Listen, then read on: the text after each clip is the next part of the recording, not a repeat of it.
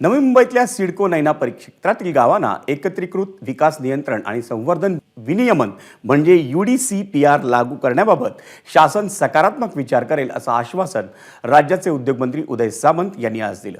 कोकण भवन विभागीय आयुक्त कार्यालयात नैना परिक्षेत्रातील समस्यांबाबत सर्वपक्षीय बैठक बोलावण्यात आली होती। नवी मुंबई आंतरराष्ट्रीय विमानतळ प्रभाव क्षेत्राकरता सिडकोकडून नैना विशेष नियोजन प्राधिकरण निर्माण करण्यात आले। या अधिसूचित क्षेत्रात पनवेल, उरण आणि पेण तालुक्यातील 175 गावांचा समावेश आहे।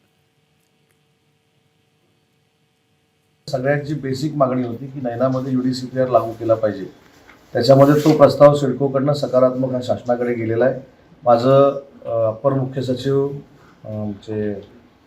नगर विकास असीम गुप्ता यांच्याशी देखील चर्चा झालेली आहे आणि हा सकारात्मक प्रस्ताव 2-4 दिवसामध्येच मुख्यमंत्र्यांकडे जाईल। परंतु या सगळ्या संदर्भामध्ये काही टेक्निकल बाबी आहेत। हा UDCPR लागू झाल्यानंतर त्याच्यामध्ये कसे बदल करायचे या संदर्भात देखील चर्चा केली जाईल। परंतु सध्या जी मागणी होती नैनाच्या संदर्भामध्ये UDCPR जाहीर करायची, ती फाईल प्रोसेसमध्ये आहे आणि ती सकारात्मक आहे। ABP माझा, उघडा डोळे बघा नीट।